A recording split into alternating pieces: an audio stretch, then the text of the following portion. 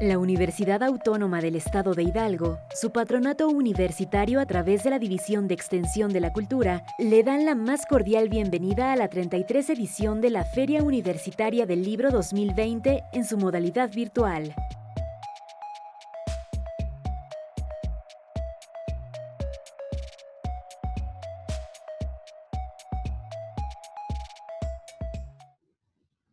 Hola, ¿qué tal a todas las personas que nos están escuchando? Bienvenidos una vez más a esta transmisión del encuentro de poesía enmarcado dentro de la Feria Universitaria del Libro en su 33ª edición en modalidad virtual. Estamos contentos de recibir a dos personas muy brillantes en el ámbito tanto de la literatura como de los estudios sociales, que son la doctora Diana del Ángel y la maestra Claudia Sandoval, quienes nos compartirán una charla hoy en torno a un tema urgente y un tema que nos interesa mucho ahondar en la reflexión, que es las antologías de poetas mexicanas en nuestra época, vistas desde la perspectiva de una reescritura del canon. Bienvenida, doctora Diana. En verdad es un privilegio que nos visite en esta edición de la feria y en este encuentro de poesía. Simplemente me voy a tomar la libertad de presentarla para entrar, digamos, en contexto con nuestra audiencia. Y bueno, la doctora Diana del Ángel es poeta, es ensayista y defensora de los derechos humanos. Es doctora en letras con la tesis Cuerpos centelleantes, la corporalidad en la obra poética de Rosario Castellanos, Enriqueta Ochoa y Margarita Michelena. Ha publicado Vasija, Procesos de la Noche, un libro bastante comentado, Barranca, que además también se ha ganado mucha admiración entre los lectores de la poesía, y artículos en diversas revistas y medios digitales. Es miembro del Seminario de Investigación en Poesía Mexicana Contemporánea desde octubre del 2016. Ha sido becaria de la Fundación para las Letras Mexicanas de 2010 a 2012 y del FONCA en su programa de residencias artísticas. Obtuvo la primera residencia de creación literaria Fondo Ventura Almadía. Desde 2002 hasta 2017 formó parte del taller Poesía y Silencio. Es colaboradora de la Enciclopedia de la Literatura en México. Y bueno, algunas de sus traducciones del náhuatl al español han sido publicadas por la revista Fundación. Las antologías Nueve Poetas que le temen a los payasos de 2016, Encuentro Nacional de Poetas Jóvenes de Ciudad de Morelia 2016-2018 y Fuego de dos Fraguas de 2016 recogen parte de su trabajo. Bienvenida, doctora. En verdad es un privilegio y le reiteramos el enorme gusto de tenerla en el programa de este encuentro. Y bueno, la maestra Claudia Sandoval es docente de la licenciatura en Psicología en la Universidad Humanista Hidalgo, colabora en Dubious Ediciones, es columnista en el periódico El Independiente y miembro del grupo de escritura para mujeres Margarita Michelena. Licenciada en Psicología General por la Universidad Autónoma del Estado de Hidalgo, maestra en Género y Diversidad por la Universidad de Oviedo. Ha participado en congresos y coloquios con trabajos que giran en torno al estudio de los espacios urbanos, el diseño, la cultura pop y los feminismos en el Instituto Politécnico Nacional, la Universidad Autónoma del Estado de Hidalgo, la Universidad La Salle, el Instituto Goethe, entre otros. Bienvenidas ambas, en verdad es un gusto tenerlas en el programa de este encuentro para hablar de un tema tan importante, no solo para la literatura, sino para las circunstancias sociales de nuestro país y del mundo. Muchas gracias por estar aquí, Diana, maestra Claudia. No, Adelante. pues muchas gracias a ustedes por la invitación. Yo, pues me parece genial que este tipo de eventos se repitan año con año, ¿no? A pesar de la contingencia ahora, creo que es importante, ¿no? Que se mantenga esa continuidad eh, del encuentro de poesía dentro de la feria del libro universitario, ¿no? De Hidalgo, creo que es muy importante. Gracias, Diana.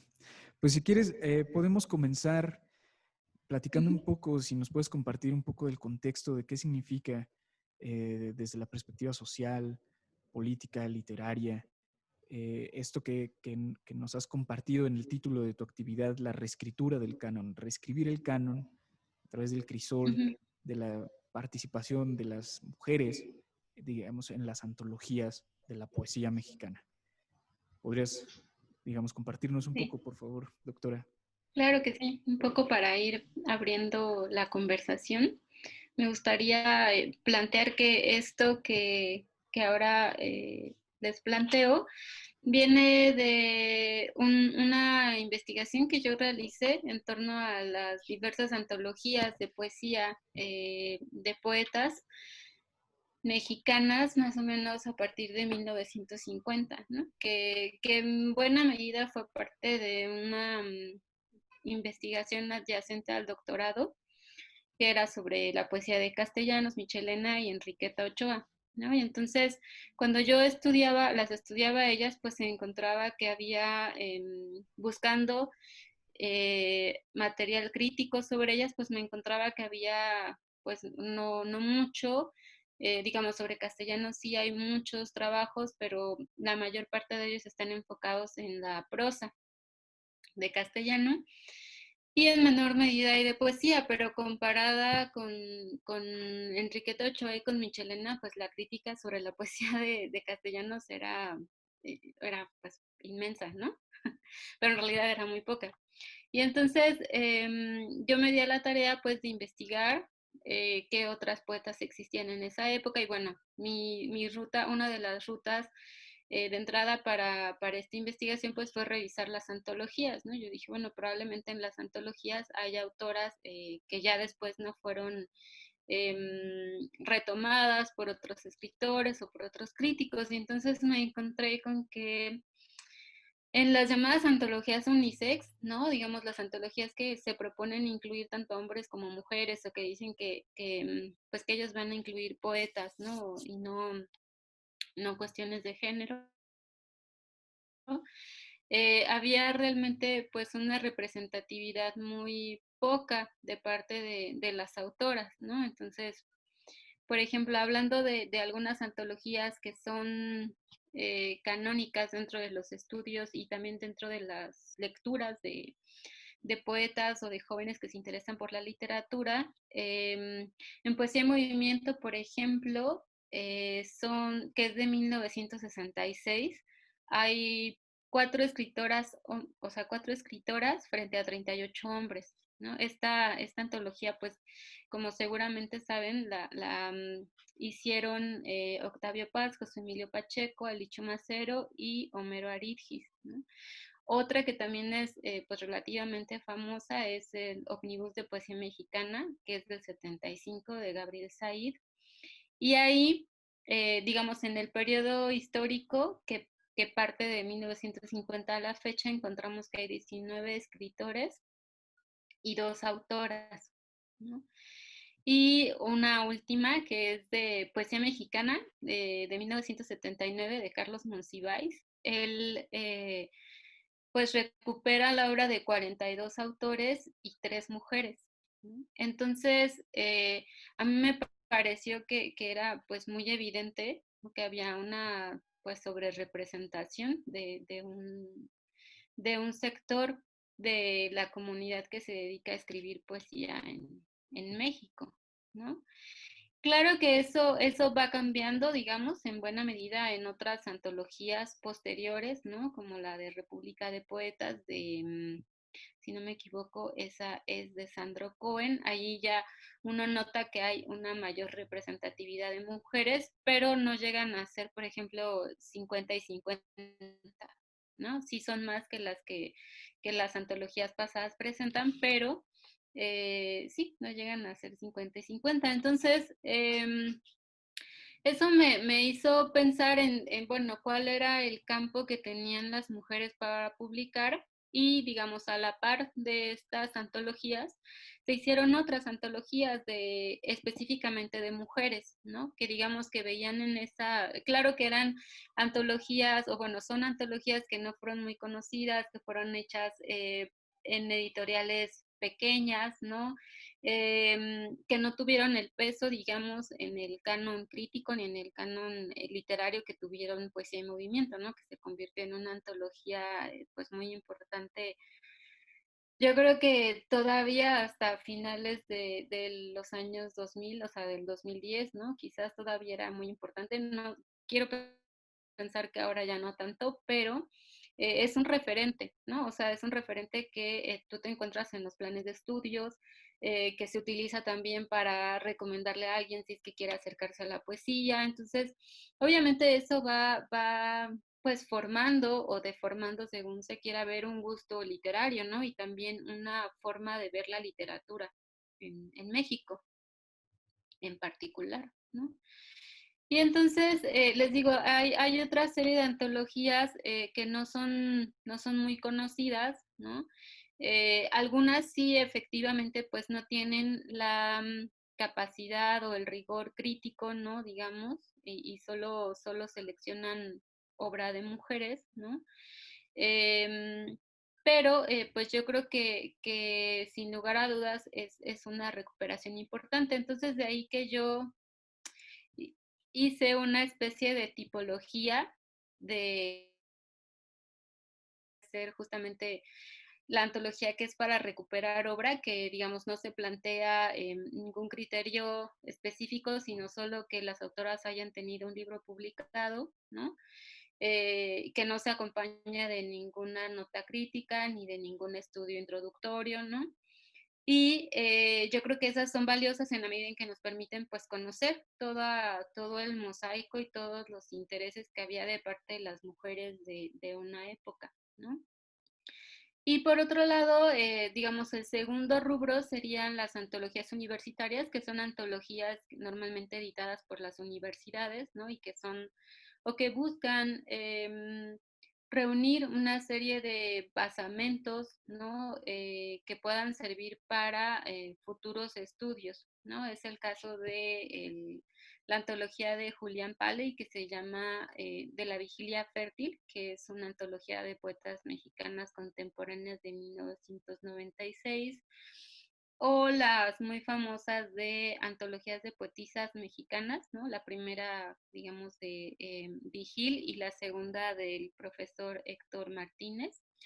Y una tercera clasificación serían estas antologías que son genealogías o antologías del lector, ¿no? En donde un lector o una poeta reconocida, pienso por ejemplo en Griselda Álvarez, que publicó este libro que se llama 10 poetas mexicanas en 1900, en los 60 también, en donde ella pues escoge a 10 de sus poetas mexicanas contemporáneas que digamos con las que comparte gustos, ¿no? O con las que comparte estilos, y hace una interesante reflexión sobre la poesía que están haciendo sus contemporáneas, ¿no?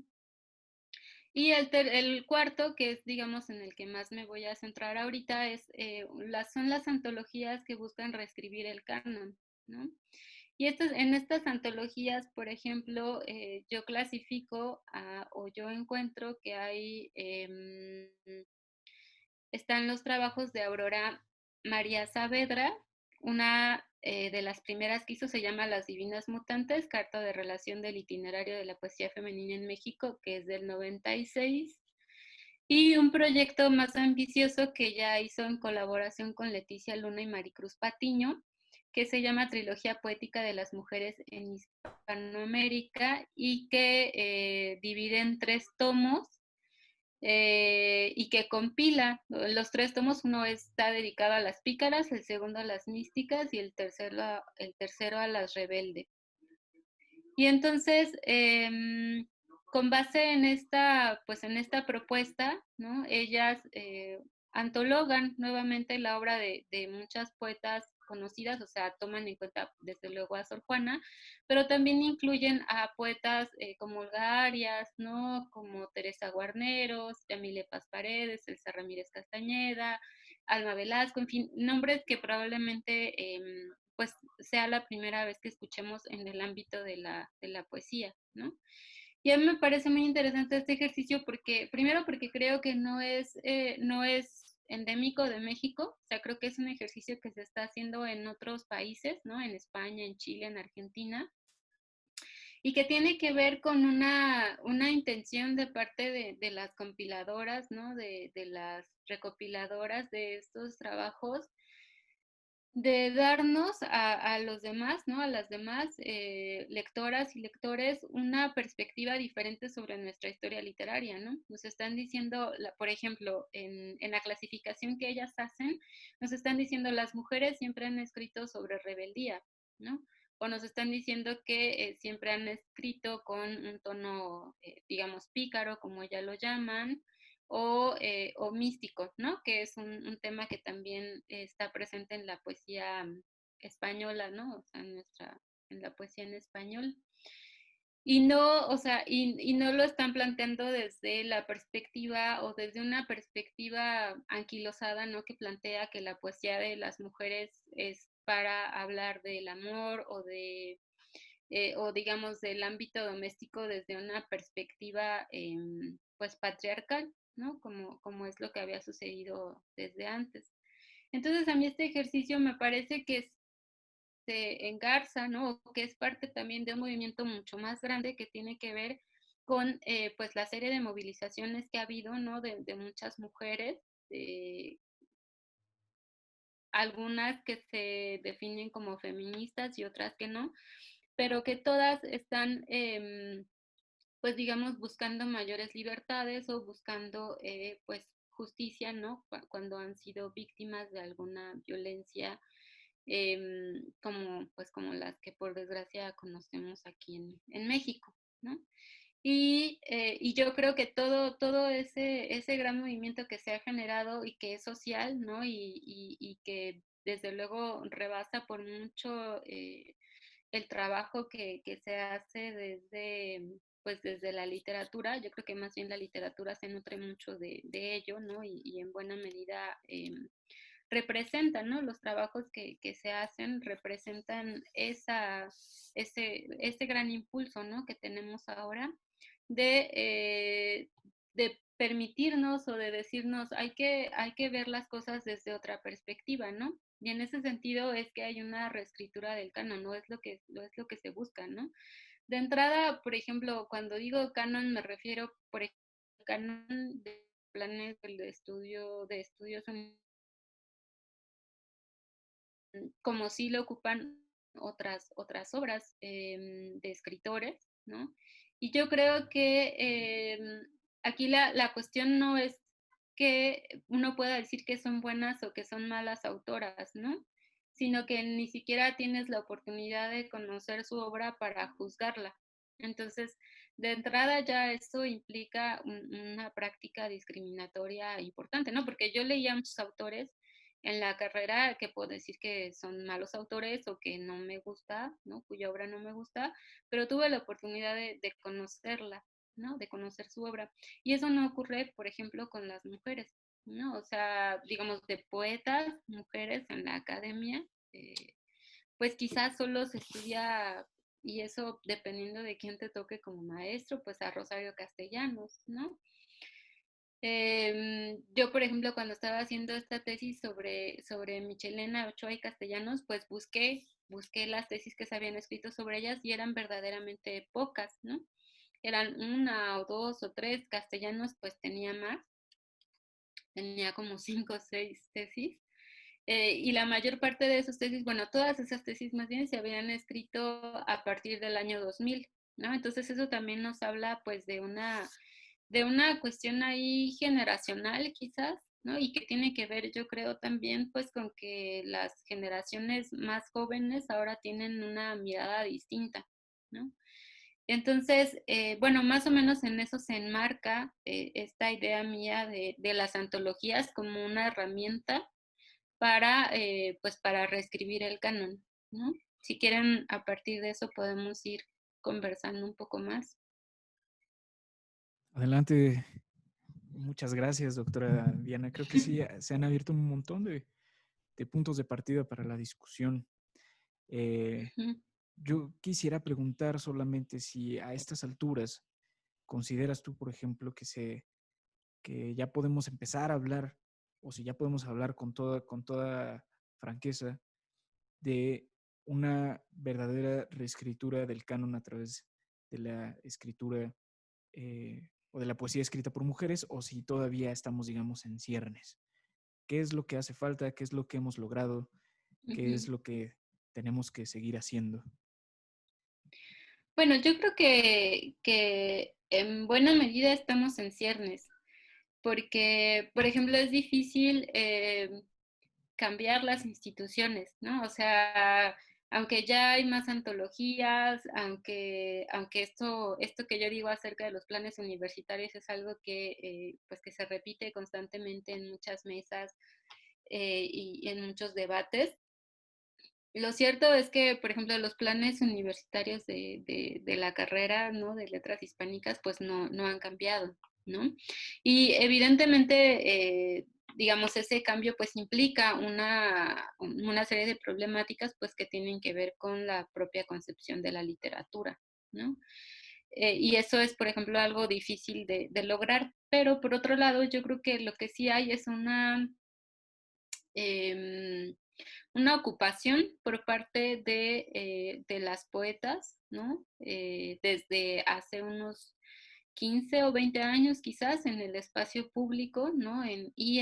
Por lo tanto, en las antologías, por lo tanto, en otros espacios, ¿no? También algo que a mí me parece muy interesante, pues es que muchas autoras, no solo de poesía, sino en general, eh, pues simplemente han optado por no esperar a ser incluidas en un espacio, ¿no? Sino por hacer sus propios espacios, ¿no?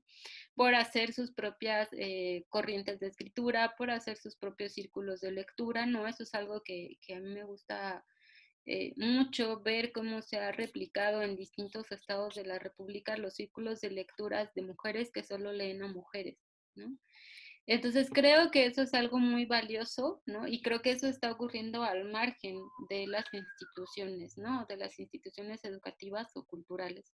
Y lo que yo creo que hay que seguir haciendo, pues, es insistir, ¿no? O sea, creo que los trabajos, digamos, que han hecho las escritoras de antes, pues ahora nos permiten como partir de un punto, ¿no? En donde ya ellas han recuperado una serie de obras, una serie de poemas, una serie de nombres, ¿no? Y entonces ahora la tarea pues es estudiar, ¿no? Es leerlas, ¿no? Y ya, ¿no? Cuando las lees puedes decir, ah, pues sí me gusta o no me gusta, o esta es buena o esta es mala, o esta es buena y no me gusta, etcétera, ¿no? Pero ya tienes la oportunidad de juzgar a partir del conocimiento y no del decreto, ¿no? Del decreto que las excluía.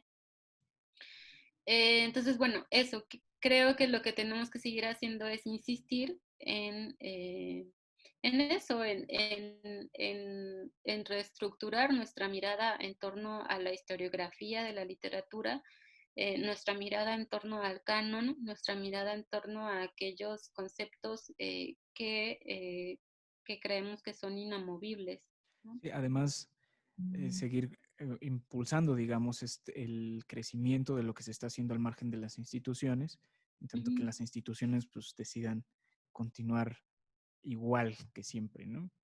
Sí. Maestra Claudia, por favor, si quiere compartirnos algo al respecto. Yo, sabemos pues bien que usted trabaja, por ejemplo, en círculos de lectura justamente familiarizados con este trabajo al margen. No sé si quiere añadir algo. Sí, no, no me tiene que hablar de usted, joven. Está bien si nos hablamos de tú. Eh, Justamente esto que mencionas Diana, me parece muy interesante porque hace unos días estaba yo viendo una entrevista con Juan Villoro. La entrevista es de 2018, o sea, ya es antigua. Pero justamente le preguntaban sobre la cuestión del Colegio Nacional, ¿no? Porque en el Colegio Nacional hay 80 hombres y 3 mujeres, ¿no? Entonces él decía, bueno, lo que pasa es que estamos como en pláticas, estamos haciendo planes para que haya más mujeres en el colegio y tal. Pero resulta que estas pláticas tenían más o menos 3, 4 años de antigüedad y una se pregunta, ¿cómo es que en 3, 4 años no ha sido posible que más mujeres entren al Colegio Nacional, no? Entonces, la entrevistadora, que no encontré por aquí, pero le preguntaba, ¿qué tal que las mujeres hacemos un Colegio Nacional de Mujeres y luego, cuando entonces se logre una equidad real en el país, pues ya los juntamos y les ponemos Colegio Nacional, ¿no? Y Juan le decía, es que eso es segregación de género, entonces lo que estaríamos haciendo sería discriminación, ¿no? Entonces, precisamente esto que mencionas con respecto a las instituciones tiene que ver con esta cuestión de la discriminación, ¿no? Parece que cuando las mujeres nos reunimos solo con mujeres para leer a mujeres o para escribir sobre mujeres, lo que estamos haciendo es omitir la obra escrita por hombres. Lo que realmente estamos denunciando es que sobre nuestra obra y sobre las mujeres que estuvieron antes de nosotras, no hay estudios, ¿no? Como mencionabas tú, estos retos a los que te enfrentas haciendo tu tesis no son extraños, ¿no? No son nuevos. O sea, realmente son situaciones que pasan constantemente, precisamente porque no tenemos, primero, sí, ¿no? Estas antologías que recuperen el trabajo escrito por mujeres, pero además aproximaciones críticas sobre estos trabajos, ¿no?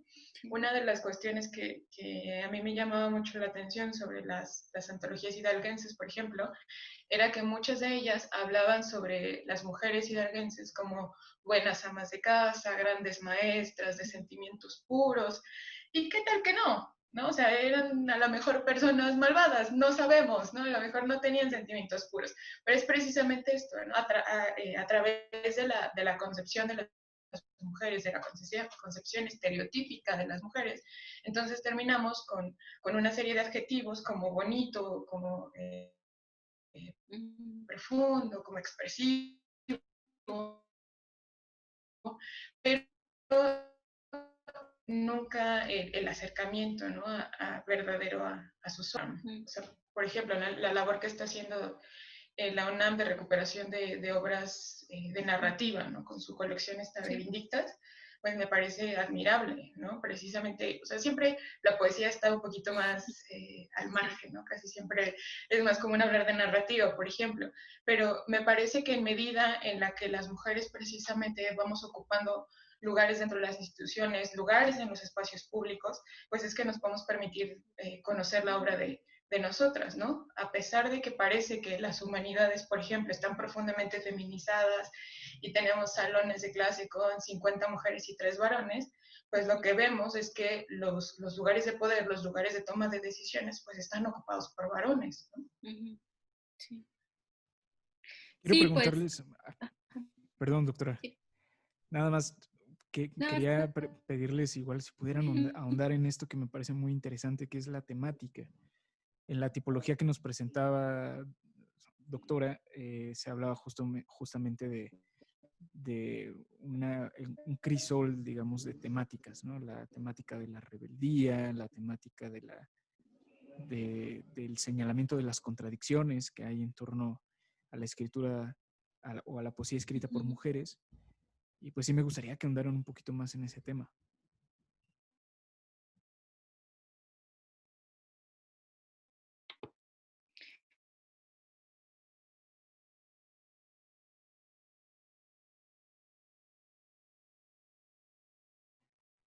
Creo que me trabé, ¿verdad? En un primer momento había una... Oh.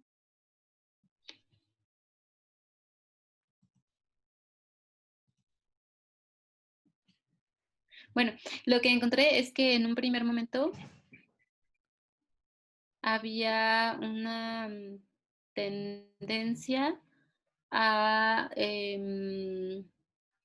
a señalar, digamos, que el tema de las autoras, ¿no? Cuando esto, pues, digamos, a finales de los 80s o 90s, ¿no? Es cuando comienzan a hacerse estudios sobre la poesía de mujeres, digamos, en las antologías, ¿no? O en algunos otros materiales, ¿no?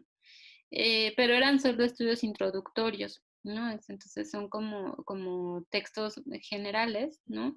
Y varios de ellos apuntan a la idea de que el tema, digamos, de las mujeres es lo erótico, ¿no? O que están retomando el cuerpo, o sea, la temática del cuerpo, pero desde una perspectiva erótica, ¿no?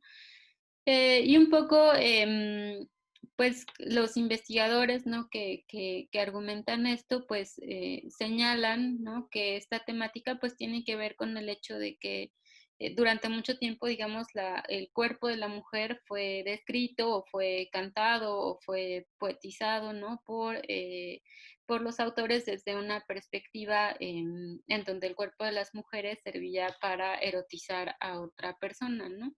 Y entonces en los poemas de estas autoras, ¿no? Pienso, por ejemplo, en la de Valeria Manca, que es justamente una antología erótica. A ver si me encuentro el nombre, que se llama El cuerpo del deseo, poesía erótica femenina en el México actual, que es de 1986. Entonces ella encuentra, Valeria Manca, que es una investigadora cubana, encuentra que la constante, digamos, de la temática de las autoras es el cuerpo desde una perspectiva erótica.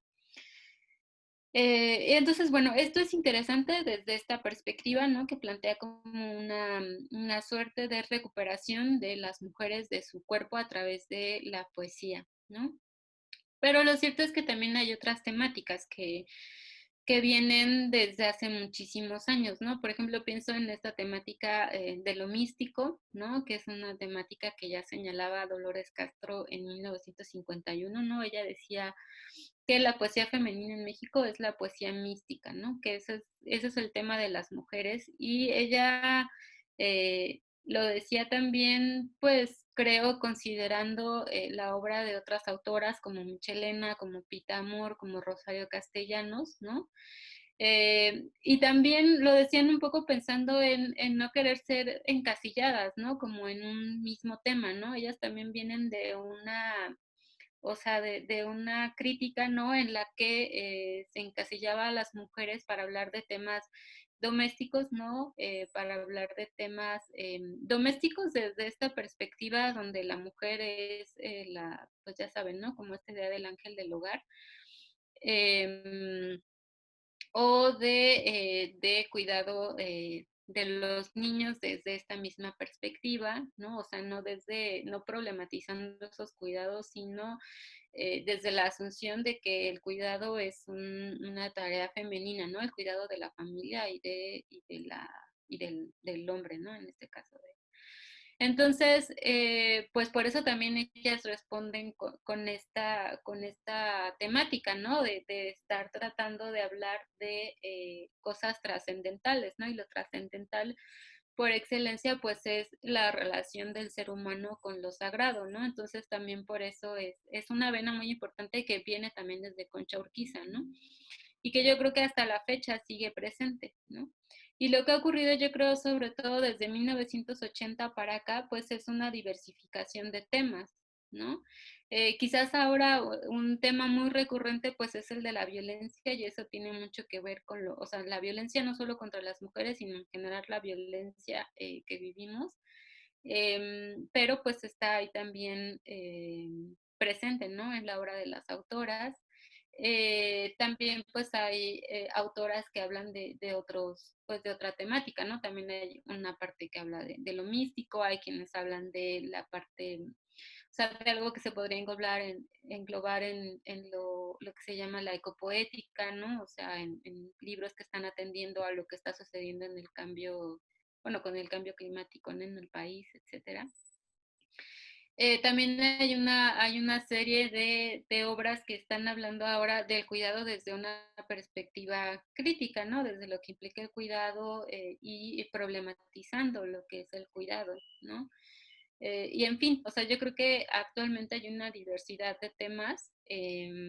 También hay mucho, lo que yo he visto, hay mucha obra que habla un poco como de las memorias familiares, ¿no? De las genealogías, de un poco también hablando de lo que vivieron las abuelas o las madres en comparación con lo que se vive ahora, ¿no? Un poco.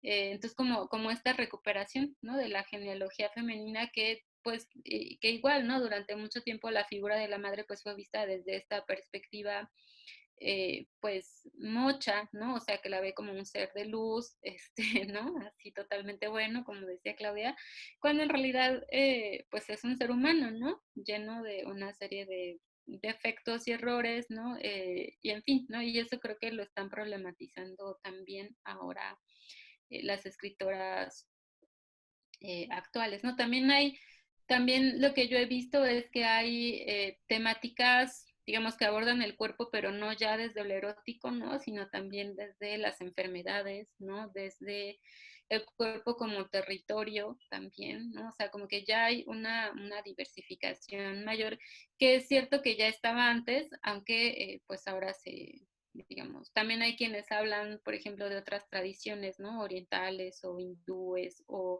de tradiciones precolombinas, ¿no? Aquí en México.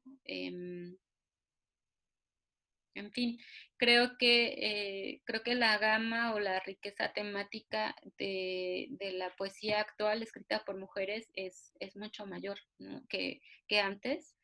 Y en buena medida también yo noto una riqueza mucho mayor en esa temática que en la poesía que escriben los colegas poetas. Eh, Sí, pues bueno, pues seguramente. eso. Yo nada más quiero hacer un apunte porque me gustaría escuchar también a la maestra Claudia abordar este mismo tema. Y pues igual nada más rápidamente pues, recordar también el extraordinario trabajo místico o de poesía mística que hizo Elsa Cross a lo largo de toda su vida, ¿no? Uh-huh.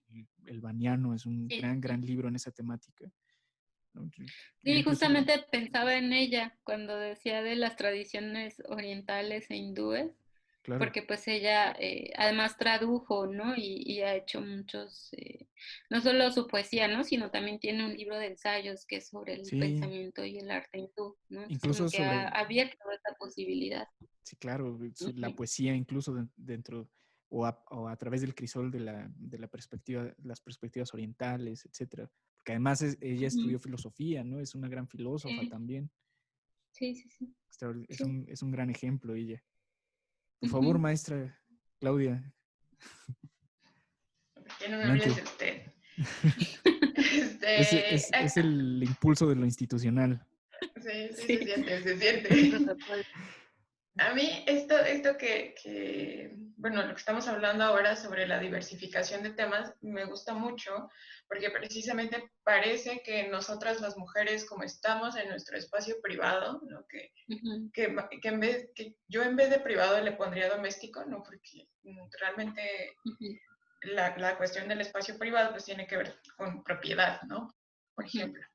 Entonces, como nosotras estamos en el espacio doméstico, parece que el contexto y todos los sucesos político-históricos no son ajenos, ¿no? Uh-huh. Nosotras no podemos opinar acerca de los sucesos globales o lo que sucede en el país a nivel político porque a lo mejor no estamos informadas, ¿no? Porque Uh-huh. no conocemos, Sí. no podemos formarnos una opinión al respecto, ¿no?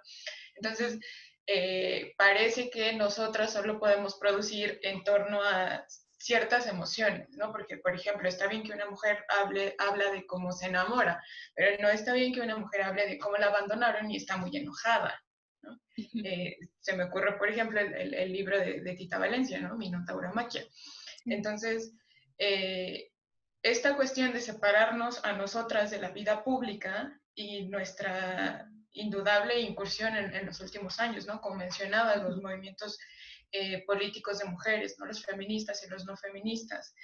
Por ejemplo, la antología también que saca Siglo XXI sobre poesía feminista latinoamericana. Uh-huh. Como, no me imagino que hace 20 años hubiesen sacado una antología de poesía feminista, ¿no? Sí. O sea, estas cuestiones de cambio social precisamente están unidas profundamente con nuestra obra.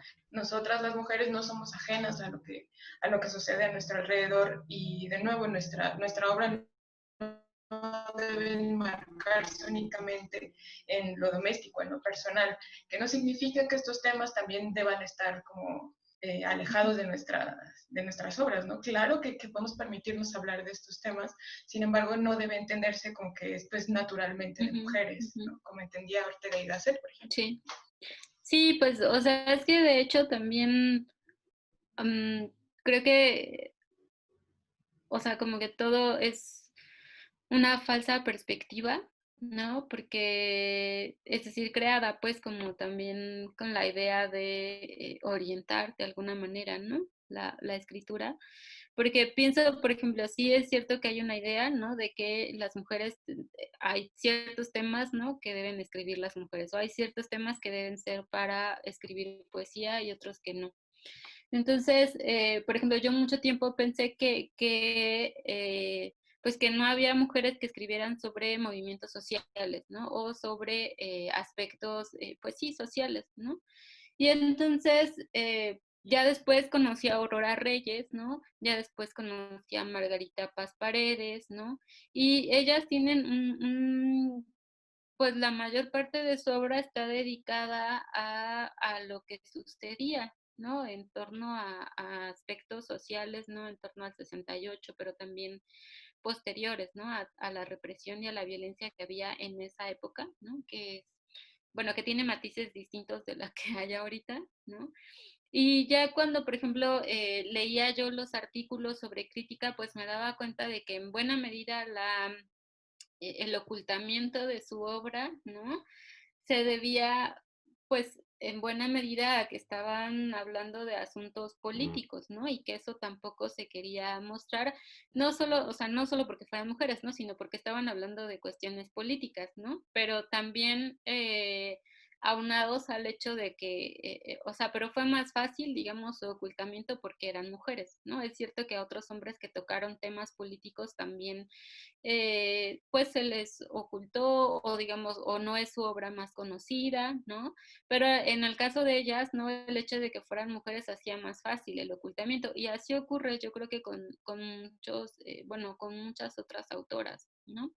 Entonces, lo que quiero decir es que ya cuando uno estudia, ¿no? Cuando uno puede conocer un poco más, gracias también al trabajo que hacen otras, pues otras organizaciones, ¿no? Por ejemplo, pienso en Malpaís, ¿no? Ediciones que ha reeditado varios libros de estas dos autoras y de otras más. Eh, entonces ya puedes como decir, ah, claro, o sea, está esta idea que yo tenía sobre la poesía estaba orientada también por o sea, no es gratuito, ¿no? También yo estoy convencida de que el Estado utiliza el olvido como una política, ¿no? En muchos temas en México, ¿no? Sobre otros temas de violencia y de represión, ¿no? Pero también es cierto que el patriarcado se vale del olvido para hacernos creer, ¿no? Que nunca antes ha habido mujeres que escribieran sobre estos temas, por ejemplo, ¿no? Y entonces ya cuando uno las estudia es muy padre porque por un lado ya sabes que ya está ese camino abierto, ¿no? Y también pues porque puedes recuperar la obra de las autoras, ¿no? Y darla a conocer a otras lectoras, ¿no? O a otros lectores. Ujú.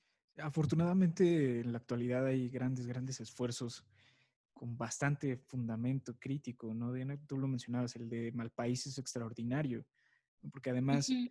no solo son las autoras que se están, digamos, en cierto sentido, salvando del ocultamiento un poco con la edición del Archivo Negro de la Poesía, por ejemplo, sino que Ujú. también dentro de los aparatos críticos que cada uno de los libros lleva, pues ya también hay grandes investigadoras, ¿no? Ahí de la poética y de la literatura. Sí. Eh, Pienso, por ejemplo, en Eva Castañeda, ¿no? Ujú. Tú Sí, sí, misma, sí. ¿no? Que ahí también has participado. Ujú. Y eso ya significa también una relectura de lo que Sí, sucedió, ¿no? sí, eso, bueno, en ese mismo sentido, pues se está o se enmarca esta colección que mencionaba Claudia, ¿no? La colección de Vindictas, que también cada una de las novelas, ¿no? Sí, de las novelas que publicaron, tiene un artículo introductorio escrito por una escritora o por una narradora o ensayista joven, ¿no?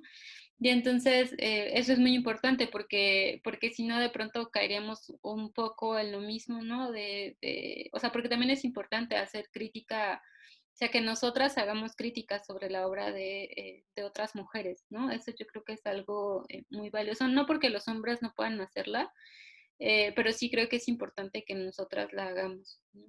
Ujú. ¿Algo que quisieras añadir, Clau? Nada, justamente me estaba acordando de, no sé si se pronuncia Jasmina Barrera o Yasmina Barrera, que Ujú, justo prologa de ausencia ujú. se me olvidó su nombre, María Luisa Creo que es de Mendoza. la China, ¿no? Ajá, La sí, China de la Mendoza. China. Ajá. Y justamente publica un libro este año que se llama Línea Negra, del que todo el Ujú, mundo está hablando. Entonces, me parece maravilloso que justamente se haga como una especie de cadenita, ¿no? sí. Donde Yasmina comenta la obra de la China y luego tenemos Ujú, la propia obra de Yasmina, que es muy feminista. ujú, sí. Sí, yo creo que eso es padre, ¿no? También el caso de Ave Barrera, ¿no? Que había Exacto. publicado hacía poquito Restauración y así con el resto, ¿no? También Claudina Nora de la Domingo, ¿no? Cruz, ¿no? Uh -huh. Eh, Claudina Domingo, ajá, o sea, creo que todas son autoras, digamos, digo jóvenes, pero con una carrera ya importante, ¿no? Y eso yo creo que le da otro matiz, ¿no? A ese tipo de esfuerzos.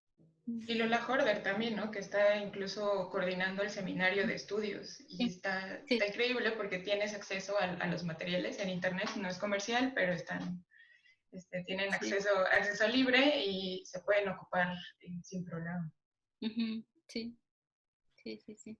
Y bueno, yo nada más quiero insistir, aprovechando que nos visitas en esta universidad, Ujú, doctora, pues que también Barranca, por ejemplo, es un gran ejemplo de, de la poética insidiosa, de la poética dura y muy honesta en torno a simplemente la experiencia del mundo, ¿no? Sin, ujú. digamos, esta temática trascendental en donde verdaderamente vemos emerger la poesía. Y pues me gustaría mucho pues que podamos leer, no sé, algunos fragmentos de Barranca. No sé si, por ejemplo, la maestra Claudia quisiera leer algo de tu obra, si tú quieres compartirnos algo que no sé particularmente de Barranca, pues adelante, pero lo que sí me gustaría es escuchar algo de lo que has trabajado, doctora. Ah, No sé quién quiere empezar. Sí. pues, Claudia, sí. ¿Yo Yo empiezo? ¿Yo tengo, empiezo? tengo poemas de Cinerito que igual les quería compartir, pero igual primero si quieren, Claudia, que nos Va, lea va, va. algo. Primero yo entonces. Ujú, Bueno, yo tengo aquí marcado un poema de Barranca ah, que se llama Pensamientos de una muchacha en el Estado de México. Y ujú. dice, cualquiera me mira y sabe que soy poca cosa, que como yo hay miles, que no tengo señas particulares ni un color de ojos notable. Cualquiera me mira y sabe que no tengo los brazos fuertes, casi cualquiera sabe que el cuello es lo más frágil, cualquiera sabe que no podré escapar corriendo y que mis uñas solo lastimarán la piel y los golpes me dolerán más a mí. Los que me miran saben que cuando grite vendrá a todos la sordera, de mí no quedará nada, piensan poca cosa.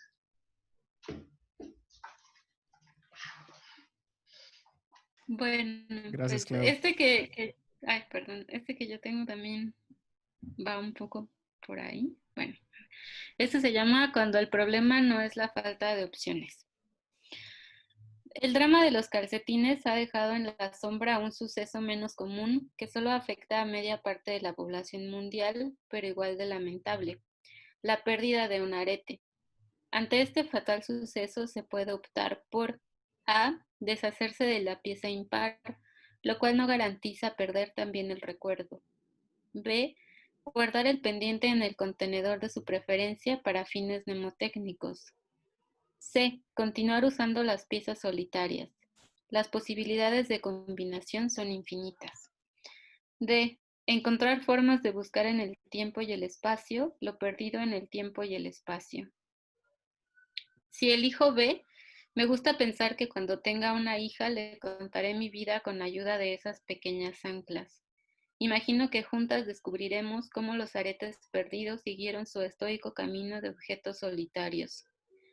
No me gusta pensar, en cambio, que esa hija no nata pueda convertirse en una menos, porque en el juego de las transformaciones yo podría ser A, la pieza impar, lo cual no garantiza perder también el recuerdo. B, el expediente archivado en un contenedor para fines no mnemotécnicos. C, el otro lado de la pérdida. Esta no es una opción, sino estado perenne. La pérdida de un miembro, pensado desde su origen como parte de un conjunto, nos revela: 1. En el principio estaba el dolor. 2. Eludir la maternidad no evitará la pérdida. No está publicado todavía. Genial, no, te agradecemos muchísimo que nos los compartas.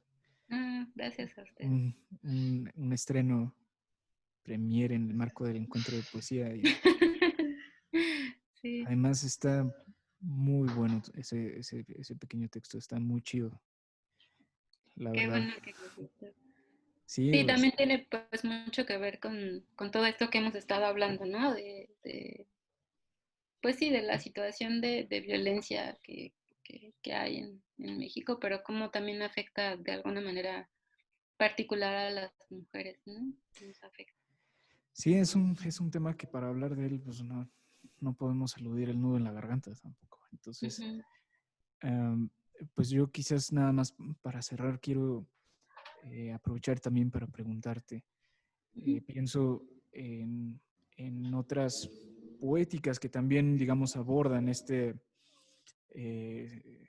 temática. ujú, Y pues es claro que podemos asumirlas como poética social, poesía social, incluso con grandes ujú. compromisos políticos, ¿no? Pienso, por ejemplo, en el trabajo de Sara Uribe en la Antígona González. Sí. eh, y bueno, nada más aprovechar para preguntarte, ¿cómo asumes tú, digamos, ese compromiso frente a tu propia obra? Bueno, yo creo que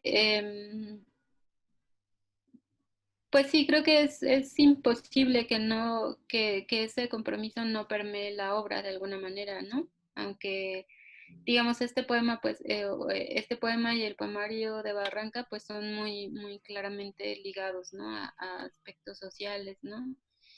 Em, y bueno, pues yo creo que sí, que de alguna manera, pues uno no puede escapar o de Eludir su ajá, propia o dejar experiencia. de que eso trascienda, ¿no? También en la obra, porque pues finalmente estamos escribiendo aquí en este momento, ¿no? Y lo que ocurre alrededor, pues tiene mucho que ver. Además, para mí la idea de escritura conlleva necesariamente la idea de comunidad, ¿no? Y una escritura para la comunidad o de la comunidad, pues claramente tiene que tomar en cuenta esto que nos está sucediendo, ¿no? A las otras personas, ¿no? Que Claro. nos rodean. Lo pregunto sobre todo para la gente que nos está viendo, Ujú, eh, que quizás en su lectura no alcanza a apreciar también que hay un trasfondo, digamos, de ciertos compromisos ujú, y de experiencias que atraviesan a la escritora y al escritor, ¿no? ujú, Y que están ahí, digamos. sí. Hay que aprender también a leer lo que lo que está más allá del texto. No sé si Ujú. la maestra Claudia, te digo que sigo con el impulso institucional. Este, pues nos quiera compartir algo ya para cerrar. No, justamente esta idea me gusta, ¿no? por la concepción de que el artista, lo mencionado en masculino a propósito, es como una especie de entidad que está por encima o que está alejado de lo que sucede, ¿no? En la realidad. Y no, precisamente, y creo que más en estos tiempos modernos nos hemos preocupado precisamente por generar una visión crítica sobre el mundo en el que vivimos y transformarlo a través de esa crítica, ¿no? Entonces, el primer paso, por supuesto, es conocer el contexto, conocer dónde estamos paradas y precisamente esta recuperación de todas estas mujeres que, como decía Diana, estuvieron antes que nosotras y denunciaron antes que nosotras, no estamos abriendo ningún tipo de brecha, sino que estamos precisamente uniendo nuestro trabajo al de ellas y en un sentido muy, incluso de unión, me parece, continuar precisamente hablando de su obra, creando nuestra propia obra y pues manteniéndonos firmes, ¿no? Frente a los posibles disgustos de instituciones y terceros. Pues ahí está, muchísimas gracias. Nos quedamos justo con la plática de la doctora Diana del Ángel en torno a las antologías de las poetas mexicanas en nuestra época y la reescritura del canon. Nos quedamos con todos estos llamamientos y con todas estas necesidades urgentes y acciones que todavía falta mucho por realizar en el futuro, ¿no? Y en el presente. Les agradezco a ambas, en verdad ha sido una charla que nos deja con un montón de puntos de partida para reflexiones ulteriores y esperamos que en ellos sigamos estando en contacto para seguir compartiendo con nuestra audiencia todo lo que continúe surgiendo en el debate y en la discusión. Te agradezco muchísimo, doctora Diana, que nos hayas acompañado en este encuentro de poesía y tú sabes que la Universidad Autónoma del Estado de Hidalgo es tu casa y tiene las puertas abiertas para cuando quieras venir a visitarnos. Muchísimas gracias. Ahora que se pueda. Ahora que se pueda, claro. Ahora que se vaya el bicho. Muchas gracias, de verdad. Muchísimas gracias y nos vemos pronto. Gracias. Bye.